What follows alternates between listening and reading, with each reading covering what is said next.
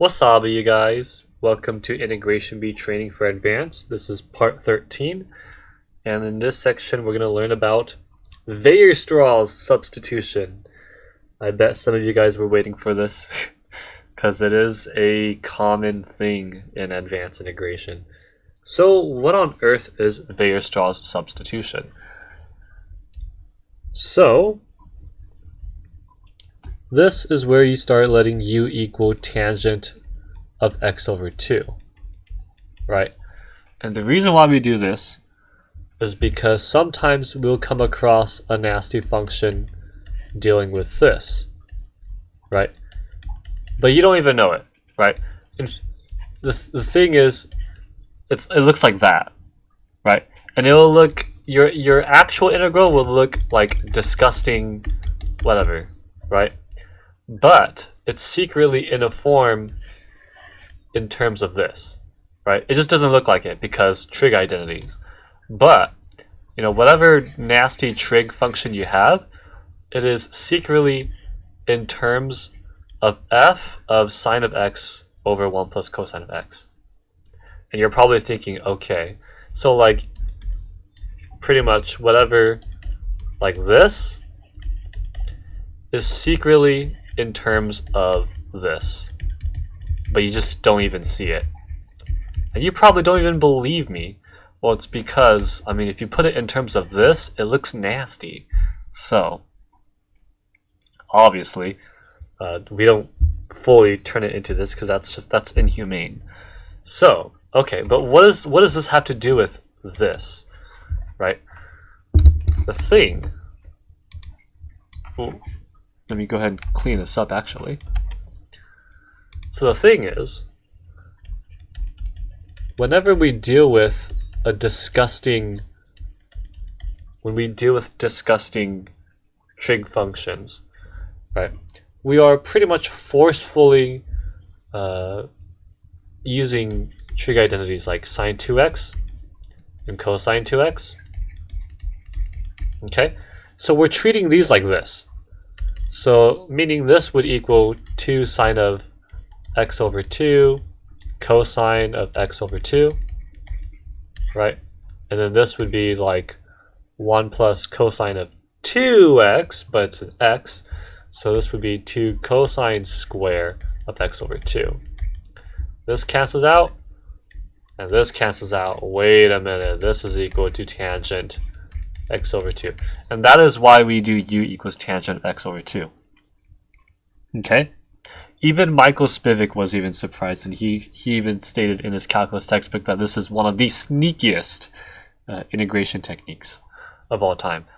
And pretty much the purpose is you're converting a trig integral into a rational function integral.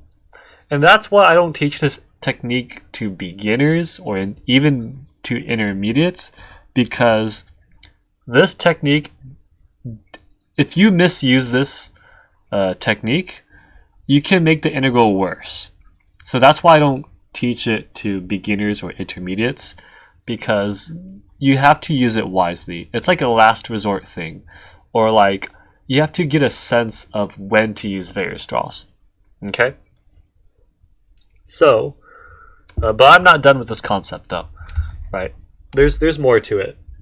So how does trig functions like sine of x, cosine of x, whatever, a trig integral in general, how does it turn into a rational function? So when we let u, we actually turn this yellow. When we let u equal tangent of x over 2, this is inverse tangent of u. Then 2 equal x. Okay. It's our dx will always be 1 plus u. I'm sorry, 2 over 1 plus u squared du. Okay. Alright, so we found our du. We found our dx. But how do we find sine of x and cosine of x? So let me first show you that tangent of x over 2 is equal to u. Okay, so with the triangle, we have our angle. Our angle is x over 2. And because it's tangent, it is equal to u. This means that it's opposite over adjacent, opposite over adjacent. Pythagoras theorem means that this side is square root of u squared plus 1. Okay, so that means that sine of x over 2 is equal to u over square root of u squared plus 1, and cosine of x over 2 is equal to 1 over square root of u squared plus 1. Okay? Okay, but how does this help us solve for this? Trig identity. 2 sine of x over 2 cosine x over 2. Sine of x over 2, we have u square root of u squared plus 1, and then 1 square root of u squared plus 1 here. And for cosine of x, it's, well, you could do, we'll do 2 cosine square. 2 cosine square, which is u squared plus 1, 2 cosine square minus 1. Okay, so now what this all means is that sine of x will now equal to 2u 1 plus u squared, and cosine of x will now equal to 1 minus u squared over 1 plus u squared. Okay, so 1 plus u squared, that's always going to be at the bottom because we're working with tangent. Okay, so this and this is what we have to memorize. Okay, and the way I kind of see is for sine of x, you 2u, and for cosine of x, it's just the negation opposite of this, 1 minus u squared. Okay, so again, it's based off of trig identities. So, this 2u came from, the sine of 2x. Okay, and that's just how I kind of remember it, 2u. Okay, and then cosine of x, this is 1 minus u squared. It's not really easy to memorize it for cosine of 2x. I don't know. I mean, we did use 2 cosine squared minus 1. However, it looks nothing like that. I don't know. You could use some other method to help yourself memorize. But the way I memorize it is by literally, constantly using Weierstrass substitution until I finally get memorized. So what I mean by that is constantly, repeatedly solving integrals that requires you to use Weierstrass. And when you use Weierstrass a lot, you're constantly, oh wait, what's this formula again? What's this formula again? Your brain gets annoyed and irritated that it will just naturally memorize the formula. Okay? So, and then if you take a long break and you forgot it again, look it up, repeat, and then your brain will be like, oh, it's this again. It'll get irritated and then it'll naturally memorize the formula. Okay, so just these three. Okay, we're going to use these three. These three formulas is what we need to use Weierstrass substitution. Okay? Alright, so I'm going to throw you an evil one right off the bat because it's Weierstrass substitution. What do you expect? So, there is a common mistake that a lot of beginners would, well, not exactly beginners, but beginners in this level, there's a huge mistake that a lot of people would do. And that is straight up using the Weierstrass substitution, right? Let u equal tangent of x over 2. Okay, but can you tell me something wrong about this? What is wrong with this? Right. There's something wrong about this. Okay, we can't really go past pi, right? 2 pi, well, passing pi, tangent of pi over 2 is infinity. So, and then people would realize that and think, oh, wait a minute, we could just split this up. We could just split this up, right? You know, just pi, 2 pi. All right, fixed. Okay. So now it's just, okay, from 0 to pi, this becomes 0 to infinity plus negative infinity to infinity. Right? Cool. So now, I mean, hey, this gives us, what, 3 times from 0 to infinity, because whatever this is, it's going to be like, what? An even function, so we could just, you know, symmetry, right? So no, this is wrong. This is wrong. You cannot do this. Okay, this is actually incorrect. You will get a wrong answer with this. This leads to a wrong answer. You cannot do that. Ooh.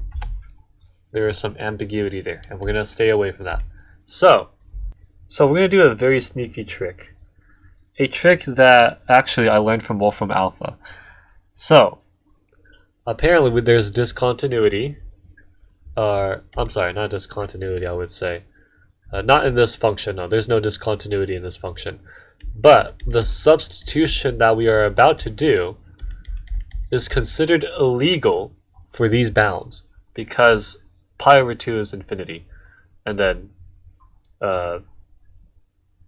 after that, there's a different value for pi over 2 on the left-hand side. So,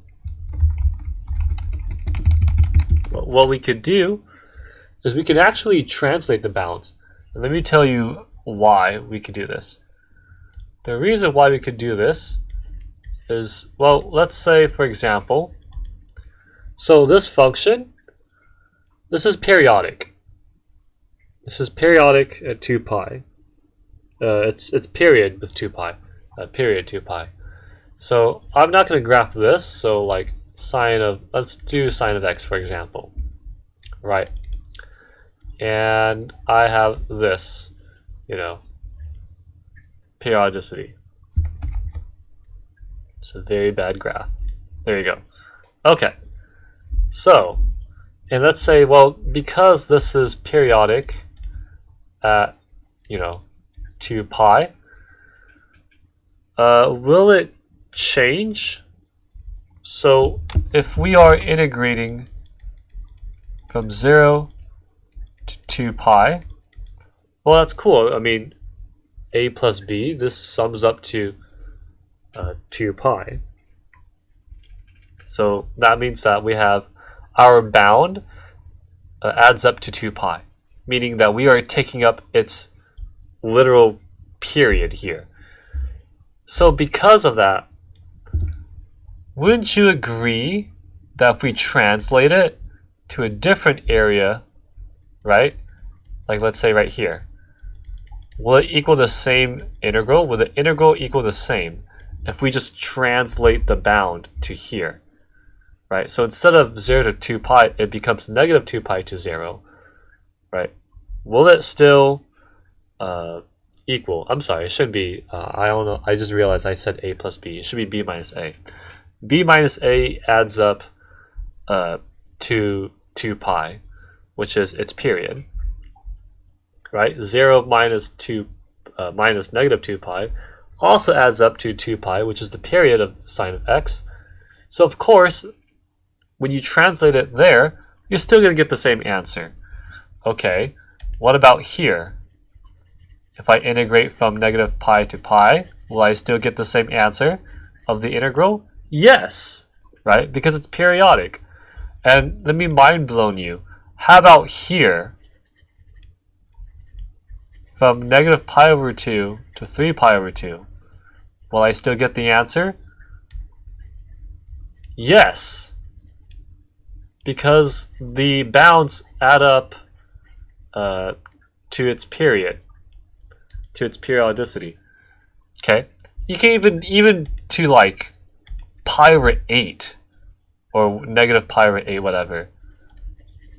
Okay? As long as the bounds adds up, you can still get the same exact answer of the integral. Okay?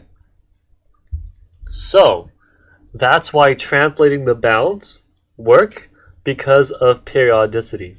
Okay? So, periodicity gives you the same area as long as b minus a equals the periodic number. Okay? Then you could literally move your bound to wherever you want. You could translate it to literally wherever you want, and your area would still equal the same. This is a periodic function. So, because to avoid having that illegal U substitution, we can translate this. And I like to translate this to, you can translate it wherever you want, but because we want to do U equals tangent of x over 2, I need to move it to where it is legal for me to do this U sub. So where is it legal for me to do this U sub? Easy. Negative pi to pi. Because negative pi, I could just, at this interval, negative pi to pi, this function is continuous, right? Because tangent looks like this. Remember, okay? We can't do 0 to 2 pi, because if we integrate from 0 to 2 pi, whatever, we have this issue. That's why we had to split it, right? So what I did is, okay, I'm going to translate it here then. And now I don't have an issue, okay? So that's what we're doing. So now we have this. Cool. So now we can go ahead and U sub. So let's go ahead and perform the U substitution. Let U equal tan x over 2. This is now negative infinity to infinity. All right. We have 2 plus cosine of x. Cosine of x is 1 minus u squared over 1 plus u squared. Okay. That was our part of our formula. Right, it's the 1 minus u squared. That's for cosine of x.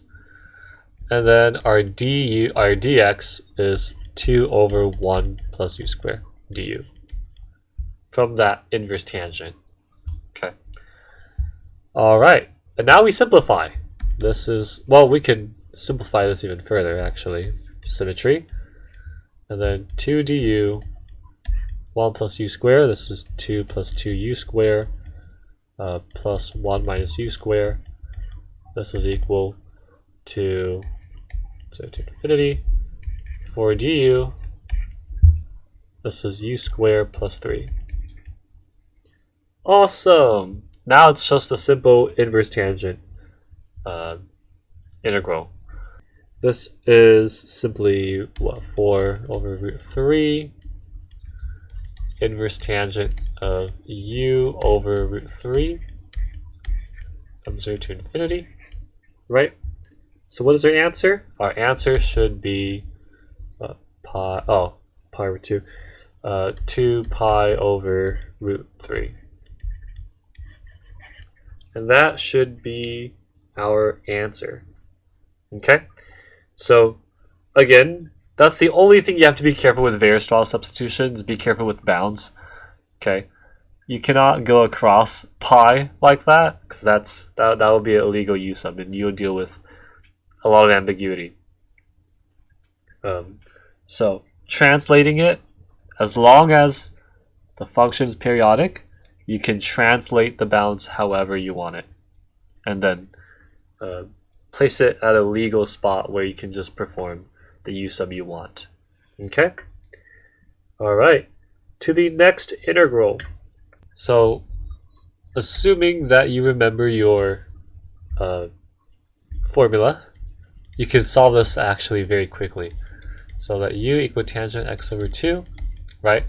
Then our du, our dx is going to equal 2 over 1 over, 2 over 1 plus u squared du.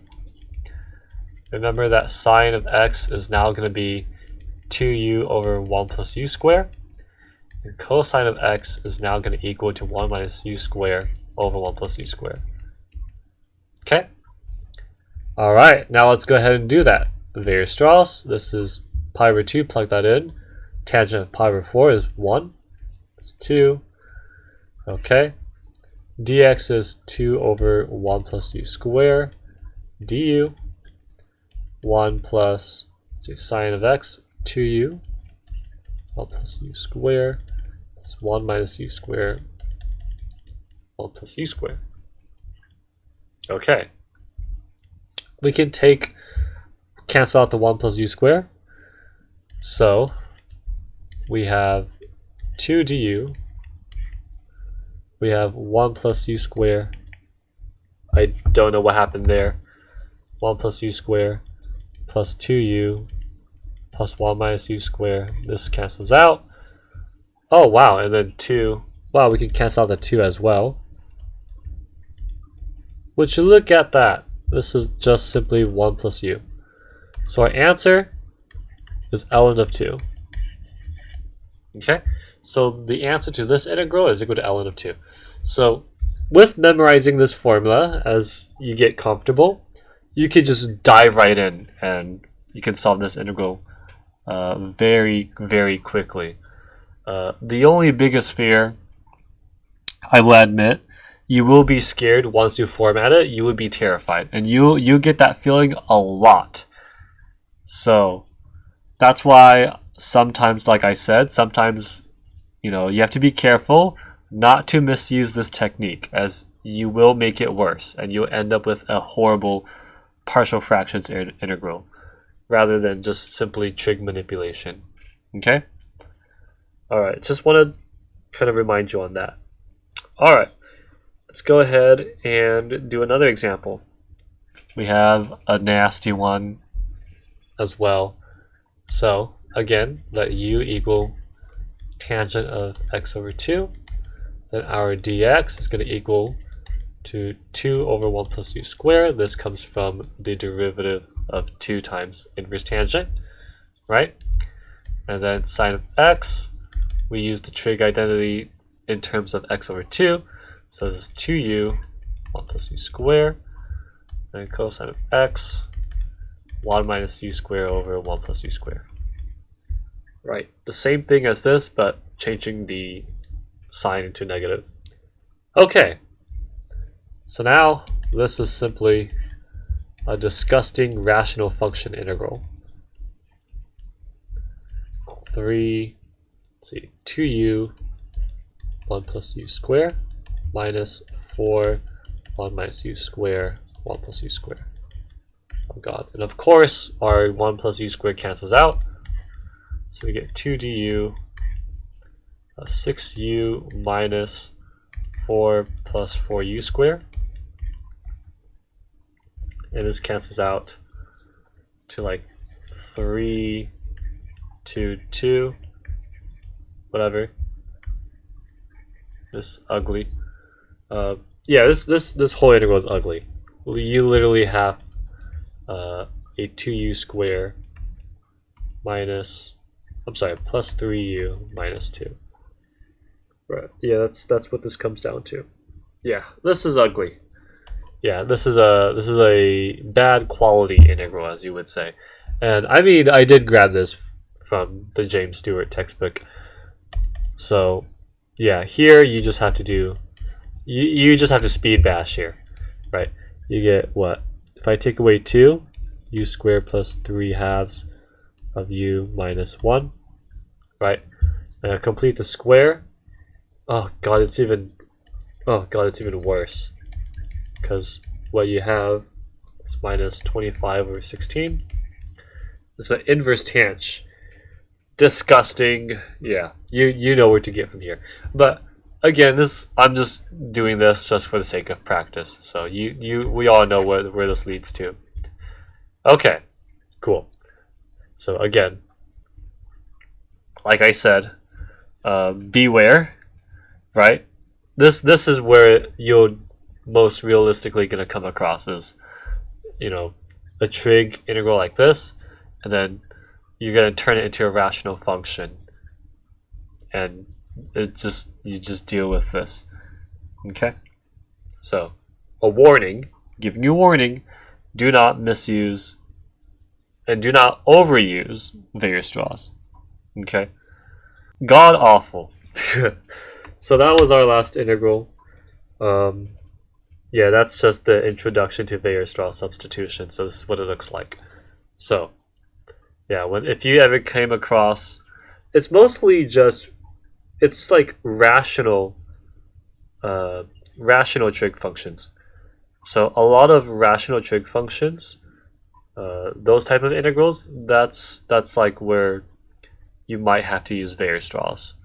Okay, especially when it comes to like